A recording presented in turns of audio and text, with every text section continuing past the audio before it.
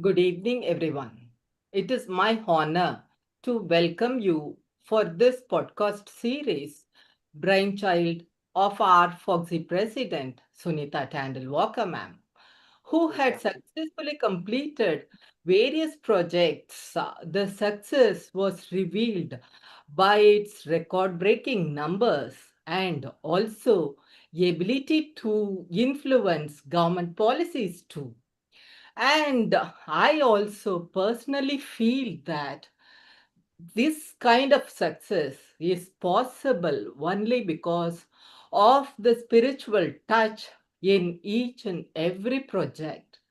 So, in this podcast, almost 348th podcast, I, Dr. B. Kalpana, Fogsi Infertility Committee Chairperson, will have a conversation with Dr. Alvin, a passionate surgeon.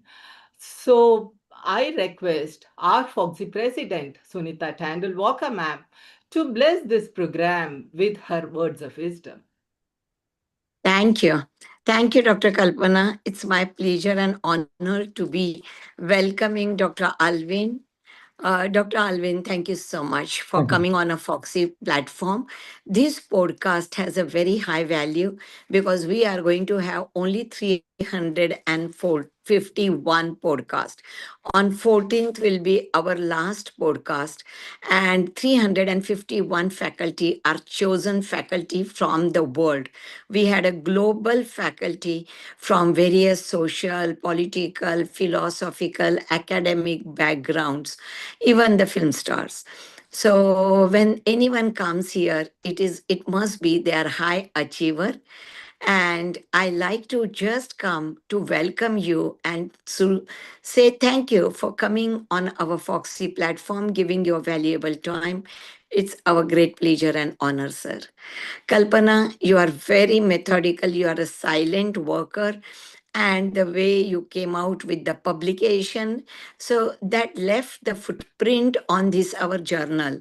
So that's commendable, very commendable. And frankly speaking, I would not have thought of that topic to be taken on journal. So thank you so much for doing a publication with your committee.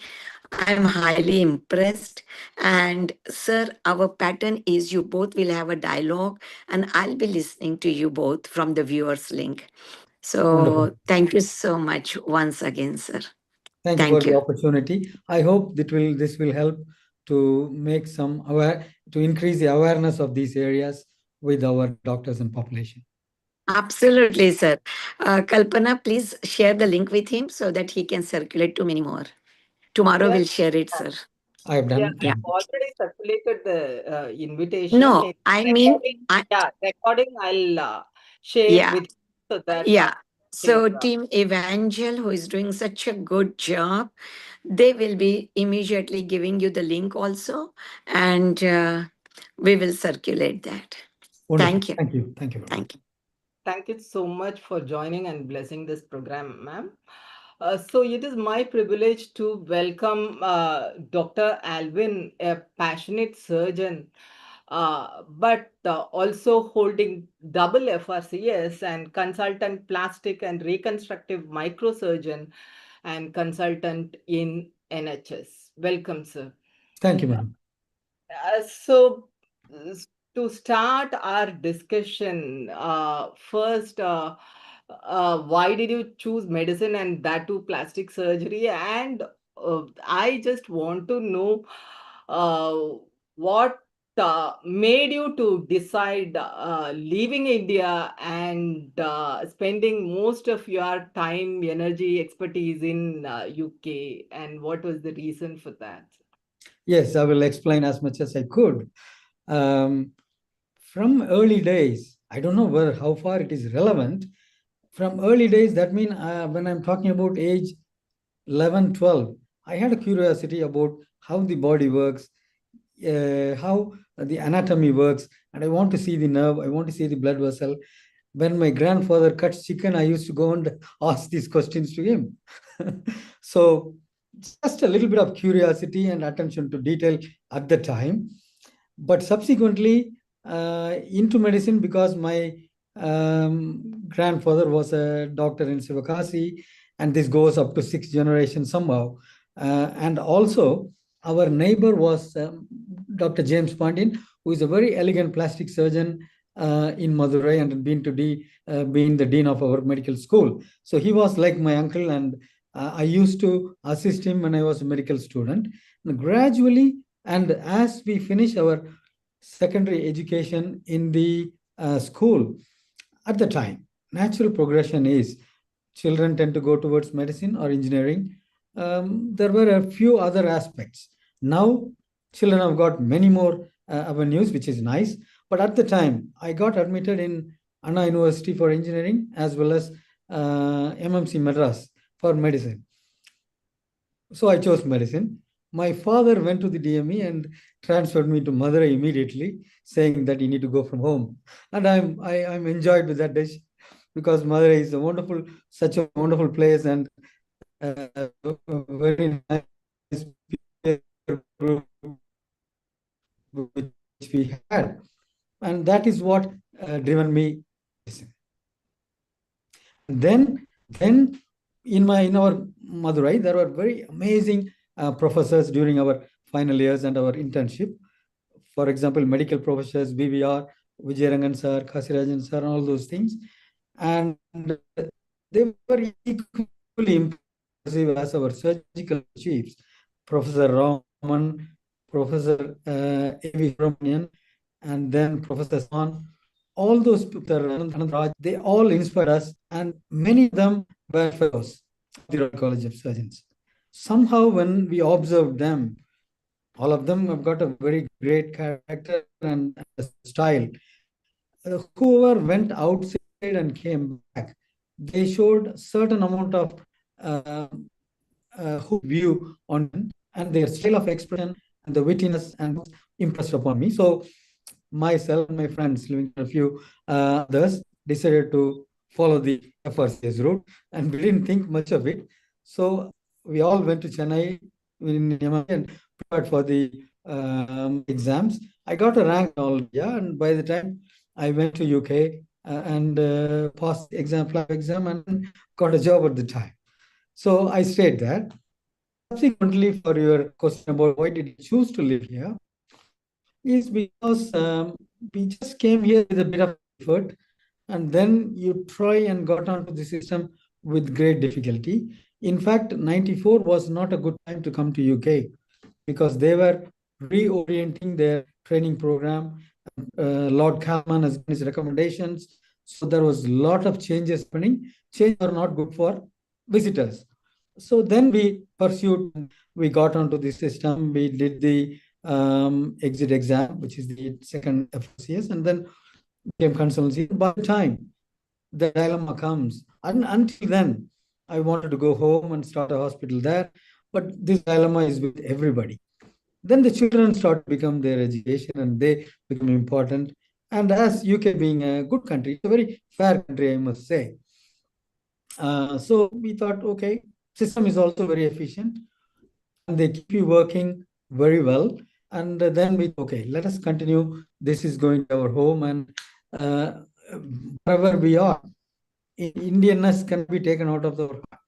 It's always in thoughts and heart. We are basically an Indian.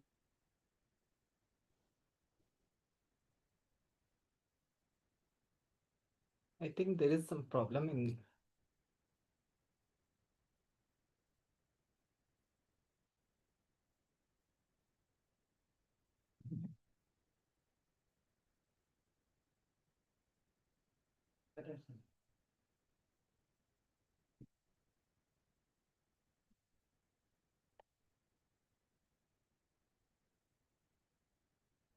It's disconnected. For him, Yes, yes. He will join again. yeah.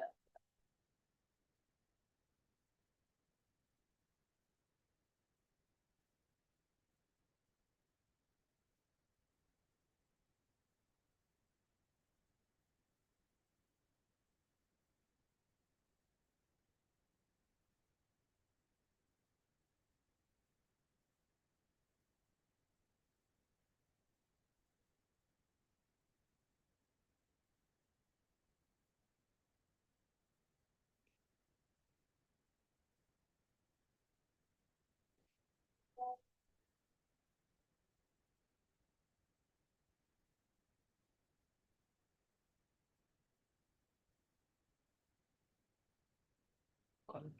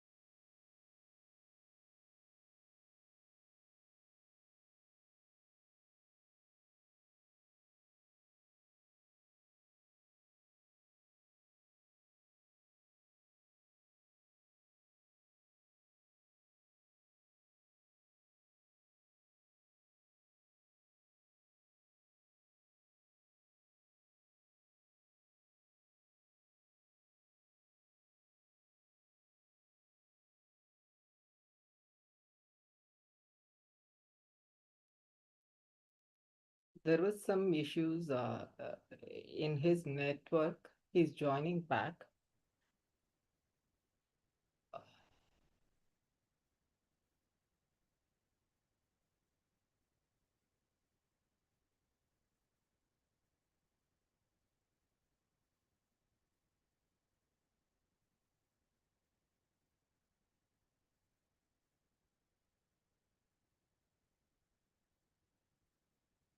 Actually, Dr. Alvin is a passionate surgeon who had completed his MBBS from Madurai and uh, gone to UK to do his FRCS in plastic surgery, and also he had done FRCS in reconstructive microsurgery. Also, he has been doing great work in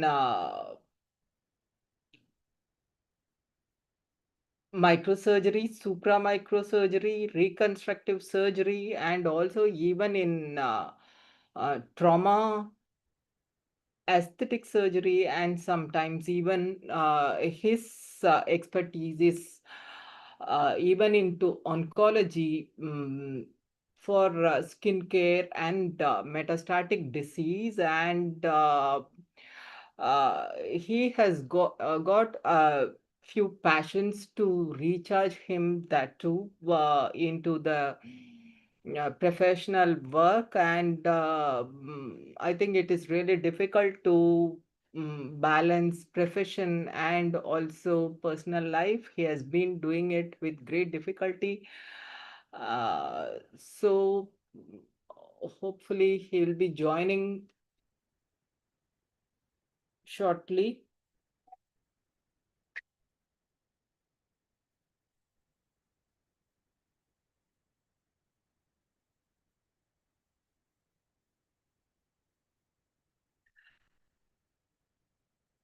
And he is known for his charity work in his profession. And he had gone to Sri Lanka to help the people during wartime, and also had done various charity work, including a few surgeries for those people. And he had gone to South Africa also for doing charity. So, yes, Dr. Alvin, we missed you in bit. Yes. Yeah, you can Sorry continue. about the disconnection. Somehow Yeah. restored it. Okay, I was talking about that. Yeah, all those of our colleagues coming from India to here, it's always a dilemma. Some are very clear from the beginning that yes, I go out of India, I will not go back. But most people are suffering with this dilemma. Um, for the love of the country, as well as you find UK and the opportunities are very good. So eventually, on a balance, we said, okay, this is our home, we will stay here, but we will keep close connections with our homeland too. Uh, uh, yeah, and you know well about uh, professional practice in India because your grandparents were doctors and doing great practice, and you know about professional practice in UK also. Yes. What difference did you find when you enter into that field in UK? Yes, I think they are at UK is slightly evolutionarily they have gone to the next level because in 1950 they formed the NHS as an organization which provides free service without any prejudice or any need for any qualification for that. The health service will be provided free at the point of need without any other thing to be clarified to all people.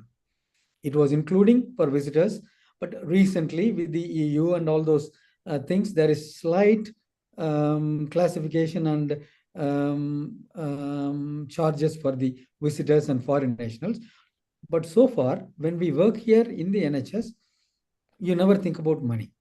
So that brings your practice to a very different level. And also because it is the prime institution which gives 95% of the medical care, we have got a very good data in terms of illness, outcomes, and all those things, which is a very valuable thing. And because you are part of a big organization, as you once you come into the job, it gives you a lot of training. And also you are sent to very many courses and they make sure that everybody of the organization are trained to a certain level. And that has got a lot of good points to some extent, but you are very, very organized and you are a little bit depending on the organization, which is not the case with India. There you are your family home, a family institution, or you do it with a few friends, then you are responsible to think laterally, sort out many things. So you have to be a professional as well as a little bit of managerial, entrepreneur, businessman, everything. In that way, it is different. There are good and bad about it. In terms of progression, we realize that big things can only be done in big institutions so that you got all the specialties and expertise in hand, which is not possible in a smaller hospital. So we are trying to realize that any reasonable 200 300 better hospital has got a reasonable critical mass to hold on to it. So that difference is one. The second difference is about when you do private practice in India, you know how it works. In UK, it is very, very corporatized.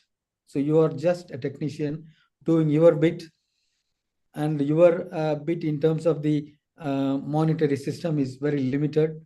And the hospital, they got a huge network, and doctors cannot manage hospitals easily from over the past 10 years because the paperwork and legislation and the requirements have become too intense. So you need a special business manager and all those people, and that specialty is coming up too. So as a pure professional is what you can do in your private practice in UK because everything else is taken care of. But in India, it's slightly different. And that gives an opportunity to think laterally and be innovative, and also to be able to uh, press the margins ahead and ahead. You can do adventurous things, which is not allowed here in UK. For the past 20 years, we have become more conscious of risk management, and we can only do allowed to do things if there is level 1 level 2 evidence, which sometimes will take 10 years once the specialty has started, and that is the difference. I know you have been trained not only in India, but also in UK, Rio, Tokyo. So I know each system is unique, but what difference did you perceive from different system? Yeah, I did 3 4 fellowships on my own after finishing all the qualifications in UK. So mainly not to learn techniques, but to go and see how the system works and how these different continents solve a similar problem in their own way. Plastic surgery is quite unique, and that's why we enjoy it every day, because it is a nice marriage of science and art. I would say 50% and 50%, which is not available in many other fields. Is many fields are purely science, a little bit of art. For us, we come across many difficult situations, and when the science fails, you take the art to help you. On that basis, I went and saw. Mainly, I had an opportunity and I had a privilege of being with some of the top brains in our field. If you take 20 surgeons, top surgeons in the field of plastic surgery, I was with 6, 7 of them, with them. For example, when I went to Tokyo with Professor Koshima, he was the one who gave the idea of DF flap, breast reconstruction flaps. So I was with him for a month. Very simple man.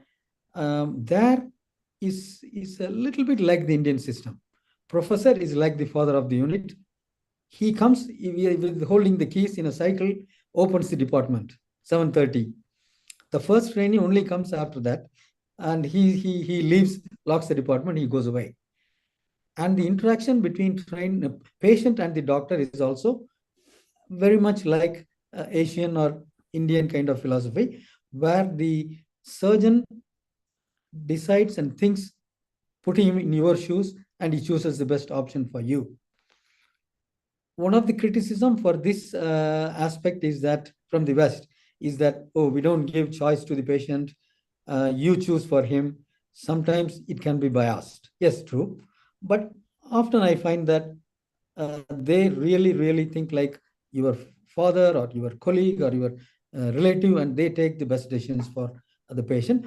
But Western philosophy is that you are responsible for your own health. It's your body, you choose, you decide what. So we throw all the options in front of the table to them, and they choose. Even sometimes they choose the less optimal option. We have to comply with it, and that I noticed it. And the second thing I noticed with the Tokyo experience is that it's a premier institution, and he is very good relationship with the politicians. So he gets very good resourceful allotment of money to the institution. So they can do some very good work on very innovative things. I saw with him lymphatic surgery, which is supramicrosurgery. You are using 16 zero threads. You can't even see with your eyes. If you breathe heavily, it will flow away. So those kind of things. I also assisted in surgeries with him. And he has got a 20-year follow-up of lymphedema surgery patients, which is very difficult to see in many other parts of the world. And because of his passion about it, and he had the ability to reform and arrange the service there, they were able to do it. So that gives a very fine information to the whole world about what is possible in that particular niche area. So those kind of things are only possible with very inspirational persons. I saw that. And socially, I loved Japan very much. People are very respectful and very punctual, and exactly they do. And the general health of the population is very good. You very rarely see obese patients there, even in the train and common social places. And I saw they were able to do free flaps on people at the age of 87, and they don't have to go to the ITU. They straight away go back to the ward because their physiology is very good and systemic illnesses are quite well managed. Culturally also, I enjoyed the place very well. Started to like sushi after coming from there. In Rio, which is in Brazil, I was with Professor Io Pitangi, who passed away a few years ago, and he's an iconic surgeon, and he trained half of Brazil's plastic surgeons. He was a living legend at the time, 86, he was still operating. He done his textbooks, and he's got his own style and everything. He gets patients coming from other parts of the world, and suddenly he will be called by the King of Jordan, He take his flight and get his team, and he goes there, does some surgery, enjoying the royal hospitality for a few days, and comes back. He's an amazing, but he's a very humble person. I saw with him, and I really thought he was a plumber working on some pipes as I was entering in his hospital. But I know his face, so I realized amazingly hospitable people, very humbleness. I realized the more knowledgeable you become more humble, and that is what you need. And he taught with love, and even 86, he lectured, he did clinics, he did it with passion, and the amount of interest and the love he had for his plastic surgery and patients is amazing. And also many of the problems they dealt with in a slightly different way, and the training also is very different there. He runs 3-year fellowships, but it is meant to make you a deeper specialist in a narrow spectrum of special expertise. You may not know the surrounding areas. For example, in UK, in our area in times, we were trained to become general surgeons, to be able to do a laparotomy, an emergency colectomy up to that level, and then you branch on to plastics and other things. But looking back, I'm never going to do a bowel resection anywhere in my life. So sometimes, why did you do that? So we are also changing the way towards them. So they narrow but deeper thing. Their motto is assist one, that is see one, do one, and train, teach one. So they quickly progress first year, second year, and third year, and they go on to do whatever they intend to do. Mostly trained on cosmetic surgery and aesthetic surgeries.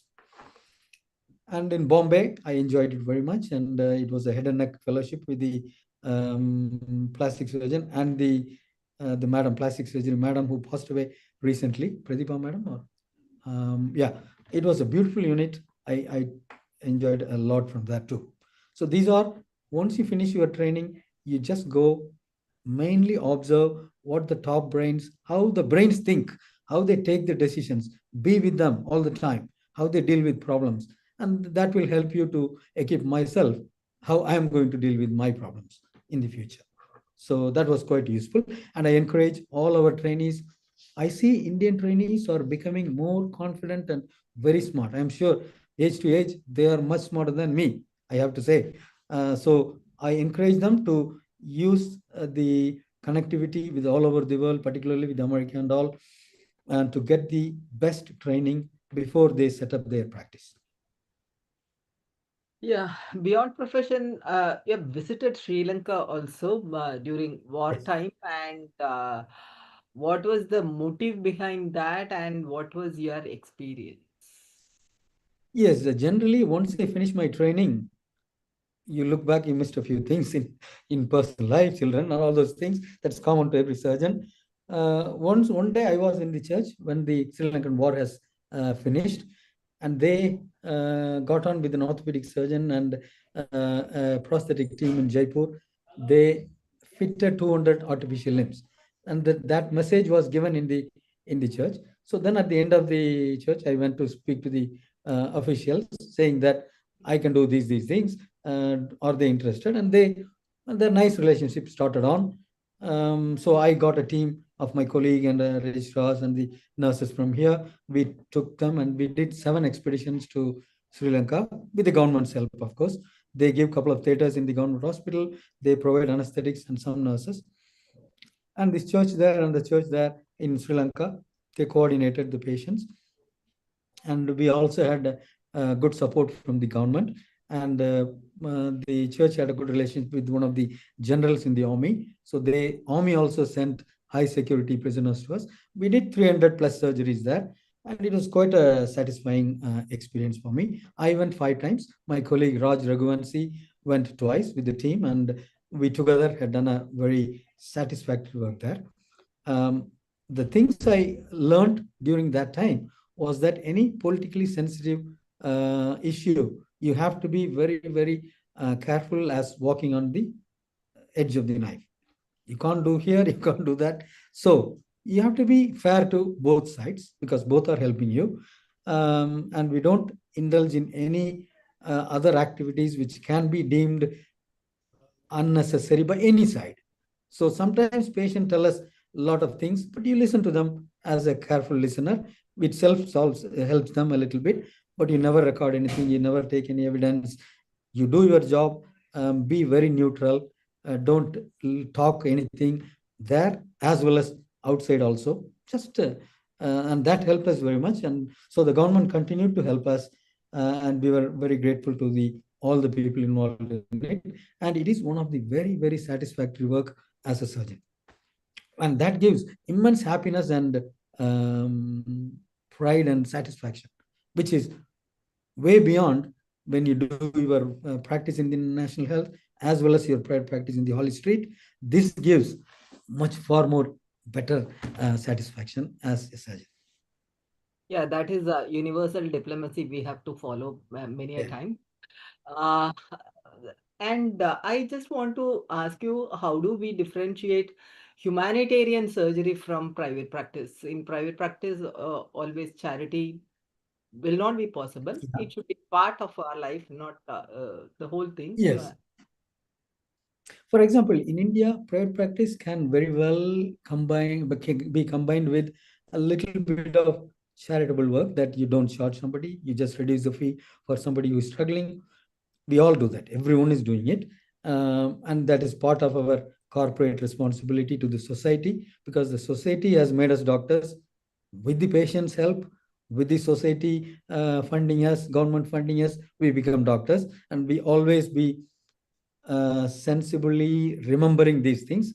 Not that we achieved something. Yes, we worked hard and all, that is important, but we also realize and be grateful and thankful to the society and do something back to them. In that way, total humanitarian work is only possible when you go to a different area in your own country or different country of different part of the world, and there you do everything completely free and in a very passionate and kind way, which is again a very nice experience. And you really feel like you are connecting the souls of the patients, and it's a very nice experience. I suggest and prescribe it to every doctor. Whenever you got a chance, if you look for a chance, you will get it. You don't plan and do it like that. You have to be keeping your antennas open. Any chance comes, you jump on it and do it. Yeah, you have been trained in microsurgery and supra microsurgery in Japan, I think, as you have said recently. Uh, and what is your experience and exposure on it? Supra microsurgery is a new terminology for me to hear. Microsurgery is okay. I heard from you it is probably lymphatic surgery, something related to it, you have said. And what is your experience and exposure on it? Yeah, any vessel which is less than a millimeter, if you work on it, which is smaller than your digital vessel, is called supramicrosurgery. Um, it has got a very, it is time consuming, expensive, and you only do it in the right context. With that, I had this, see, this microsurgical work is not for everybody. You need to have the interest for it. You need to have that kind of coordination, motor eye coordination with it, devoid of tremors and things. So I wouldn't say that it's a very specialized one, but if you like it, you need to get ready to, it's a long-term discipline in your life. You need to look after your body well. You need to look after your eyesight well. You take some vitamins, all those things, and not to trash your body with alcohol and cigarettes and things like that. So you need to have some lot of emotional input into it, and also you need to look after the body, make yourself well and fit. Also, it needs a lot of psychological preparation and emotional intelligence, very important in microsurgery, because sometimes you spend 12 hours and you fail. The flap fails and go to bin. So all your work is gone, and the expenses and the emotional trauma and the drain, tiredness, everything you have to handle. You should not be get stunned by this and not become fearful of doing it, but you have to go back and do it. So perseverance is another thing that is very important. As you go up and up in training and your sophistication, rather than your educational knowledge intelligence, the emotional intelligence is the important factor which we all learn to improve on it, and that's very important. Otherwise, you cannot do a microsurgery is not a single person's thing. Yes, you do it, but you cannot. I did it 3 years on my own in Royal London Hospital, but again, some friends to help. It's always a team which makes you safer and which makes your microsurgery safe for your patients, because you've done the surgery. If something goes wrong, you should be able to come and explore it. If not, your colleague has to be doing it within the hour, and that is the key about it. So always, whenever the trainees set up their microsurgery practice, you can start on your own, but soon you have to have two or three people, ideally minimal, to be able to run a safe service. I think Ganga Hospital has started with the breast service and things like that. So anybody who wanting to do that, you get your experience and then set up your practice safely. Otherwise, you will burn out, and we don't want that. Okay. Uh, I know you're an experienced reconstructive surgeon, and can you please tell us which is technically challenging and also which is emotionally rewarding surgeries? Reconstructive surgery is generally overall quite rewarding because somebody has lost something and you're replacing it. Some limitations is that cost is a limitation. What you need to do, the choice of operation is a limitation. But generally, you can reconstruct pretty much anything. If somebody has lost their nose, lost their limb, many things you can reconstruct. Technical challenge is that it's mainly the agreement with the patient to choose what is optimal for him. Sometimes a patient who doesn't like his chopped finger to be reconstructed. A musician may miss his finger. An agricultural worker, for him, the priority is go back to his work. Otherwise, his crops will be without water. So his priority will be going back to work, getting on what he does. And for that matter, a good, for example, we come across this dilemma with the chopped fingers. The important decision is what is needed, what is possible, what is optimal on a balance. So many times a good surgeon is who can decide appropriately from the beginning rather than trying to give the inappropriate option to the patient and then increasing their restful days or suffering longer. That is the decision making is a key thing in the reconstructive surgery. Once you've done the right decision, depending on the expertise, almost any reconstruction is possible now. So we got very nice artificial material, and many things are becoming possible now. So decision making is the most challenging issue regarding reconstructive surgery. Yeah, even after devastating trauma, when hope and anatomy are damaged, how do you handle? I think it needs psychological counseling and also Yes. So when devastating things happen in terms of trauma, or even I recently had to amputate all limbs in 2 patients in the last 2 months, bilateral upper limb, bilateral lower limb. And these 2 patients were inotrope related vascular issues. So one just managed to give a thumb. The other patient could not have anything, all the stumps, 4 stumps. So somebody who were not having any congenital deformity or any issues and having to be without all 4 limbs is an immense trauma. But we involve occupational therapists, physiotherapists, psychological counselors, psychologists in case if it is going to be severe, and rehabilitation consultants. All the team will be involved with them. It is a difficult one. So they will be in the ward for a while. Once the wounds are healed, they will be transferred to the rehabilitation unit, which will keep them for 3-4 months, and then they do all the assessments and give them artificial limbs. They also go and inspect their living places and modify them, because it's all done on the government side. So it's all done. So it is a very difficult one, but we need to get all the specialists, paramedical people to get involved from early on. And that's how we can handle them, give them the best outcome. Uh, as far as aesthetic surgery is considered, how do you balance patients' expectation and also realistic outcome? It is a This is challenge. a very, very important topic you touched. This needs a long answer. I divide them into 4 or 5 topics, and the this is very important for people who want to do aesthetic surgery. Again, aesthetic surgery is a broad term which also includes restorative surgery. For example, male baldness happening a little bit early, for example, to a person, and they feel that nature has done a little bit unfair to them, so they want to have it back. This I wouldn't put it as cosmetic surgery. This is restorative surgery. Similarly, somebody put on some weight, lost some weight, I've got a lot of extra skin around 30 years old, and then they feel like, oh, I look too older to my normal age, and that is a restorative surgery.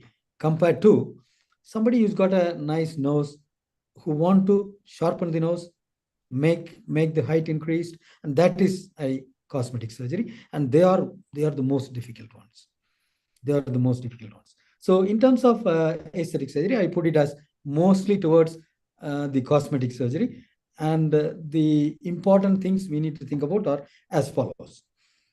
It starts from the way you set up your clinic.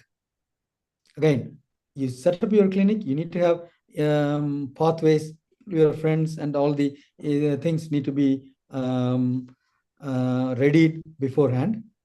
You have to be doing a lot of patient awareness campaigns so that you highlight what is possible, what is not possible, and you have to be very realistic about it. Realistic marketing or awareness or some sort of campaign is okay, but you never overstate your achievement. It is not like you're advertising for a product. This is where the sliding towards downward starts.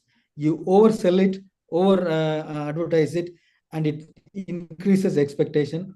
In addition to that, all the social media does that too. So you got a problem to manage from the beginning. So that has to be taken care of early on. And also, there are obviously multiple agencies involved, but you should avoid too many of the very financially oriented patient catchers or patient canvassers in the system. In the present setup, in the private practice, this cannot be avoided, but you have to be very, very careful and sensible about it. And then the patient comes into your hospital. Pre-op assessment is very important. We know that 1 in 5 don't like you as soon as they look at you. There won't be any reason for it. You may be in your suit and well dressed, but they may not like it. Similarly, you also have got a feeling about the patient.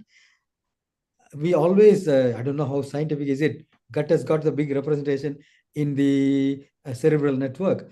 We say gut feeling, we still believe, and I follow that. If your gut feeling says that something is not clicking here, not right, don't offer surgery to them. Even if it's an expensive operation, don't do that. So if you're not happy, don't offer the surgery.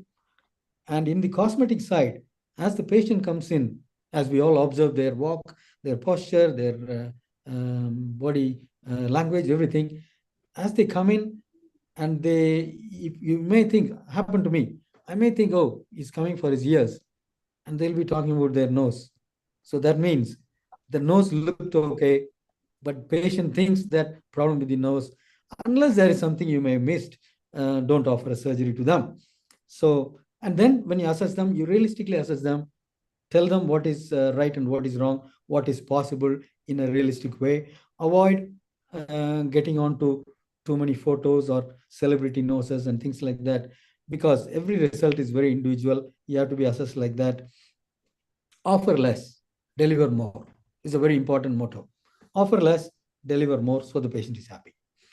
And during the operation, again, compared to many surgeries, some of the surgeries, because of reality, you ask your registrar to go and do things, you go and join in the theaters. But here, you have to be there in time. Never make the patient feel that you are in a rush, because that it's all about perception. You remember, patient is the judge of the outcome of this operation, and that judgment could be very variable depending on how they feel. So the perception is very important here. So, and then after the operation, you see them at least quickly and then discharge them, so that the cycle is all well controlled and supervised by the surgeon. Post-operative care, again, all the chains of the post-operative care has to be trained by the surgeon. Many times in my practice, I've done 5,000 operations in the London circuit. Sometimes a nurse who is not very familiar with it, they make a comment, oh God, gosh. And that is put a seed in the patient's mind that, oh, this nurse thinks that it is not good or is drastic, so something must have been wrong. And then it is followed by a no win, no free lawyer's call. Hey, guy, we will get your money back. Then it all goes on to the medical legal side. So you have to control and supervise the whole team. You have to train the whole of them. And your presence have to be there in the center weekly, if not every day. So remote operating is not a great idea unless you got a good friend who is there. So some surgeons go around operating in many places, possible, but it increases the risk to the surgeon and the patient, and thereby medical legally it's not an advisable thing. And remove the sutures and staples within day 11. If you leave it beyond that, particularly in colored skin, it makes the hatch marks because the epithelium grows into that hole and those things. So that is something you need to be careful. Scar management, early scar management with the steroid tape or hypertrophic scar management, all those things is very important. And follow up, make sure that you follow up your patient reasonable time, at least 1 year. And in many of these aesthetic operations, it is not a single point where the operation happens. The problem start, it's a spectrum. We are realizing now that any problem is a spectrum. For example, your face starting to look a bit old, just a doubt, and then it progresses. Early days, you can manage it with the injectables or fillers and things like that. Then a time comes where you have to have surgery, then you have to have it. Then another 5-6 years, you may need a little top up, dog ear correction, this a slight contour correction, like lipo, things like that, you should be able to offer to the patient. You think like you're a car dealer, that there are problems all along, and you should be able to fix it. So all these careful options need to be followed up if you want to run a successful aesthetic practice. And you have to be lucky also. In spite of everything, you will know that you may miss a few people with body dysmorphia, psychological issues. However smart you are, however careful you are, this happens. And you will get 1 or 2 medical legal suits. And you shouldn't take it personally. It is part of life. It's an occupational hazard. You deal with it. I have dealt with it.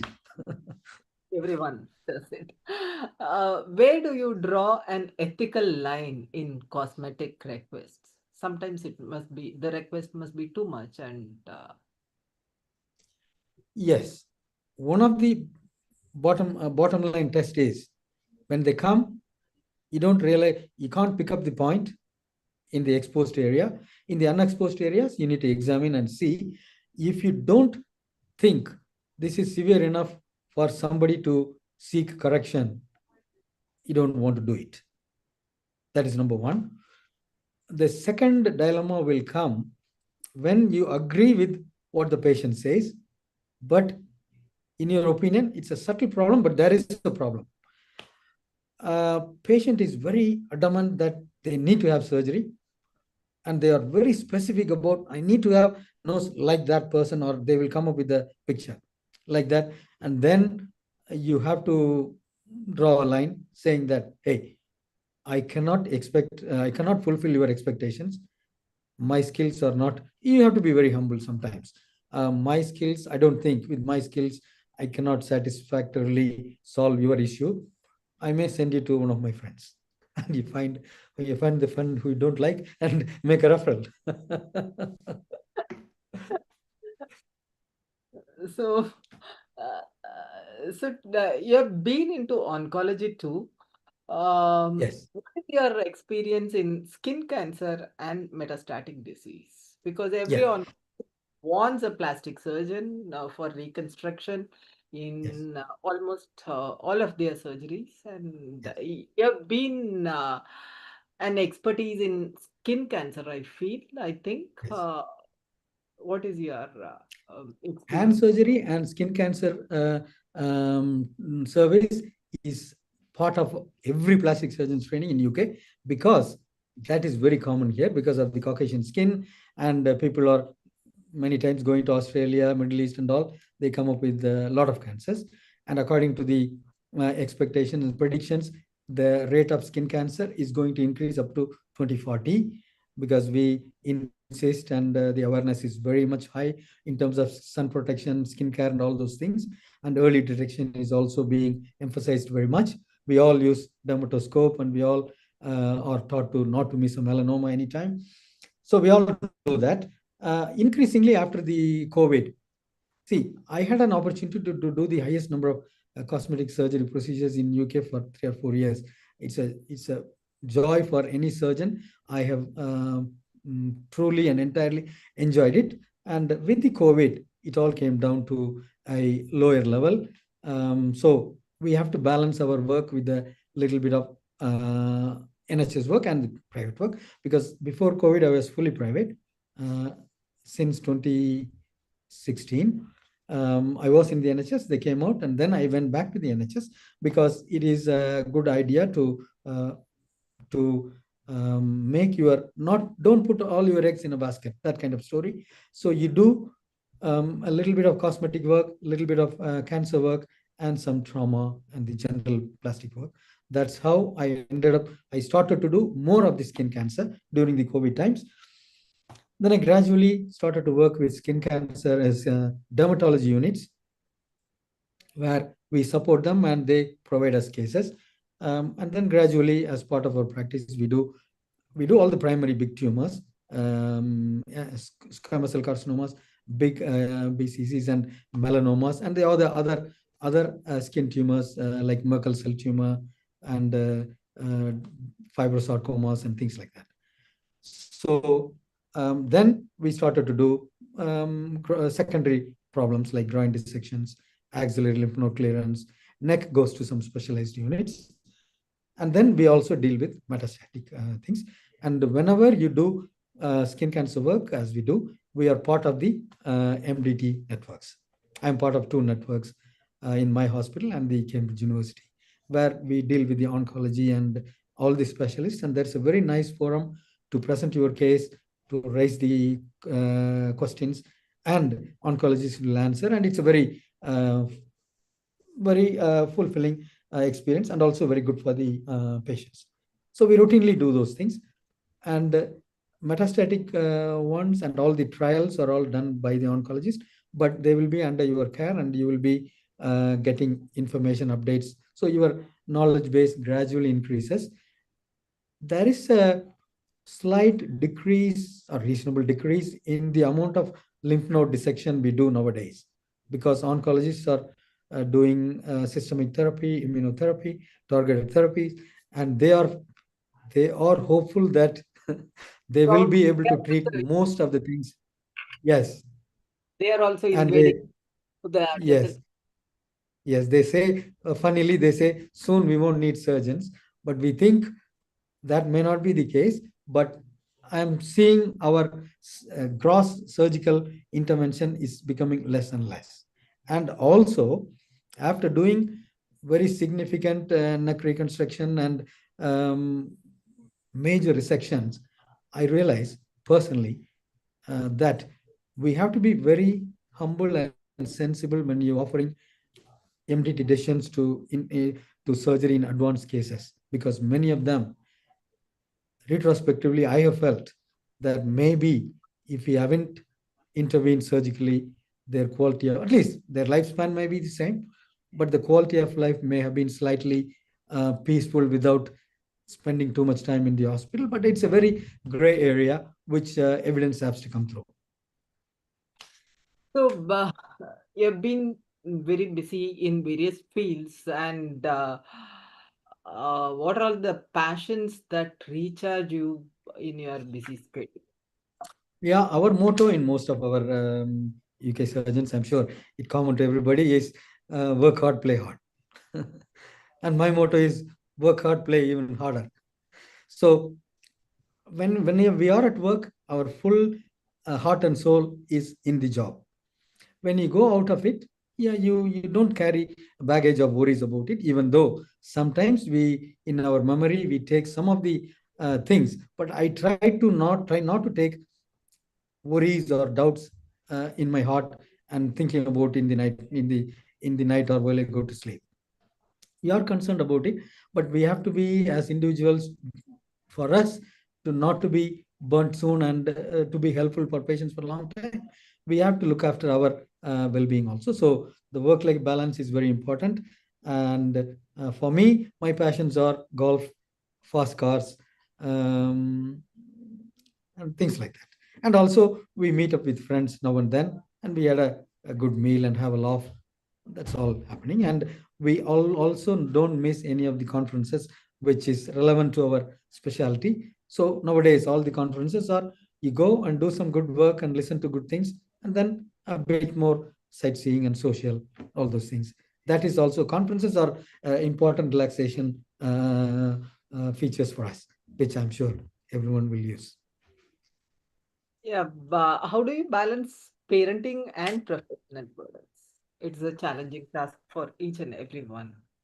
Which is a difficult one, particularly for surgeons. It's a difficult one because for your training you intensely spend your time. We do many times, we work out of hours, midnight and all those things, without being on call, without being paid, but that is how we learn most of the things.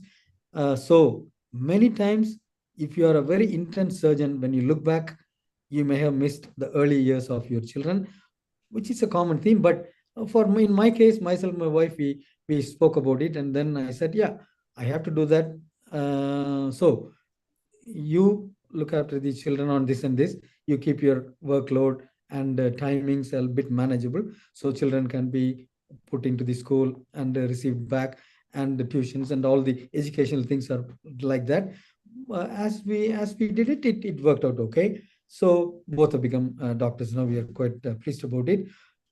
So that can be done with individual family circumstances. Sometimes grandparents can help, but we have to uh, acknowledge that this is a problem well before your children are becoming bigger, and you have to take the remedial measures. Then you can manage both the children as well as your career options. But increasingly, the training patterns are becoming modified a little bit better in a family friendly way. So present day surgeons have got more options, because if they want to have a little bit of job modification, at least in the NHS, we have got a common idea that if whatever is asked by from an employee, if it is not too much affecting the systems and services, we should comply with it, and we are doing that. So as long as you acknowledge the problem and try to address it with the family unit, it is possible. So, in every field, now the future is in robotics, AI. What about in regenerative medicine?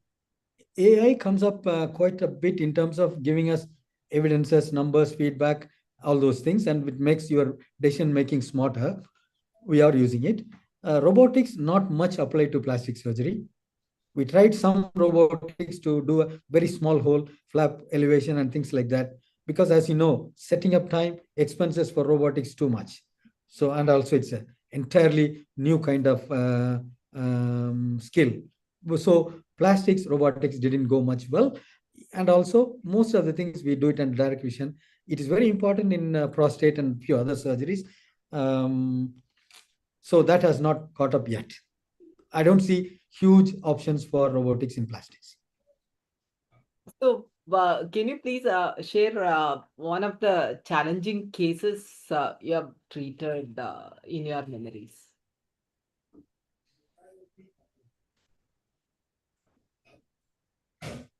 I had a during the COVID time. Um, I had a young pharmacist got the vaccine, and she developed. She seemed to be reasonably well before.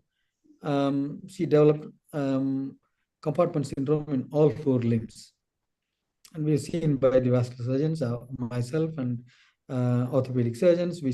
We intervened immediately and decompressed it, but still it was quite a tricky decision because vascular surgeons felt we need to amputate. Unusually, the decision will be the other way. We say preserve and they say take it off. And on that case, it was otherwise for some reason. So that was quite a dilemma. We had a few rounds of talks of and with the patient's family that what we should do and blah blah blah. Then eventually, I insisted that we should wait and preserve it, and I'm happy that she walked away. That was So, quite a challenging one. your final message to young surgeon, you have been encouraging your juniors and trainees. Yes. For young surgeons, I'm sure you all know these things. I just penned out a set of things. Define your goal. Goal can be anything. If you persevere, you will achieve it with the right amount of preparation. And if you can put enough hard work to it, you will achieve it. So set your goal, work towards it. Equip yourself with the adequate knowledge, fellowships, credentials. There is no point in trying to achieve something which another X and Y have got better credentials and you don't. So be sensible, do a realistic goal and work towards it. Don't, in terms of surgical procedures, don't do anything you haven't seen or assisted in terms of cutting edge surgeries. Because once you become a surgeon, you can read, and I have become, I think now that you can read or you can watch a video and then emulate it. Sometimes you can conceptualize a surgery in your mind and you can do it, but it comes with the experience. But young surgeons don't do it until you are happy. Any complicated operations, make sure that you've seen one physically being done. And plan your practice well. We have talked about some of the aspects. Never oversell your product. Don't give false or very strong assurances. We never say never, and we know that always there is a failure, and always give a spectrum, not a single point. Spectrum, a range is always safer. Make sure that you look after all aspects of the care of the patient, pre-op, post-op, and follow-up. Concentrate on delivering a good service and and developing or leaving a legacy in due course. So aim for delivering a good service, high quality service, good value for money, and don't think about the numbers to begin with. I mean, the money side of things. If you do the service well, the money will follow on its own. You never work for the money. You try to improve the service, better value for money, those sort of things. And probably in India setup, it also true in most of the world, work on volumes. Don't try to do one or two surgeries and want to charge exorbitantly. Try to give a service in good numbers so the overall cost can be reduced and the benefit passed on to the patient. Do some charitable work as a corporate responsibility. Connect well to the patient and colleagues or seniors, because when you have a problem, your colleagues and seniors are the ones who is going to help you and also help the patient. So particularly in medical legal situations, this is very helpful. And always when you've done something wrong, accept it, apologize it, and relearn it, and make yourself well and fit. Communicate well. Most of the medical legal problems are due to lack of communications, not seeing the email, not acting quickly on the patient's complaint. So keep a have a number, plan B, plan C. If you miss something, your secretary will pick it up or your chief sister will pick it up, and someone will communicate with the patient, and the patient need to be quickly seen and sorted. If there is infection is queried, see the patient next day or the day itself and give antibiotics quickly. This can be the basis of legal battles many times. I've seen it. I've come across with that too. Respond in your email or your letter ASAP to a medical legal query. Immediate answer will solve half of the problems. It will not progress further. Speak to the lawyers. Many of them are doing good practice and good um, deliverance of justice as they see it to the patient. So they are not your enemies. Deal with them. The more you talk, many problems will be solved. When you've done something wrong, we rarely do it, but we do it. Say sorry, accept it, relearn it, and move on. Never try to avoid a problem. Never try to not to recognize a problem. It will not go away. Keep your team happy. Everybody in your team is very important. Respect them all. Slightly look into their general attitudes. If somebody is a bit unhappy, ask your nurse to speak to them. What's making you unhappy? And if you can help, maybe their children may need some help, some financial help, just help them. We are all human. We happy team is what is behind a very successful surgeon. And make sure that your work-life balance is managed well. Emotional intelligence is improving all the time, and make sure that you don't burn out. These are Yeah. the points of wisdom I can give it to the young surgeons. That was really an interesting discussion. Thank you for spending your Sunday with us. Finally, I would like to thank Sunita Tandulwadkar ma'am, who had given wings to chairperson. Thank you so much for the opportunity. We all enjoyed it really. Thank you. Thank you very much. Namaskar.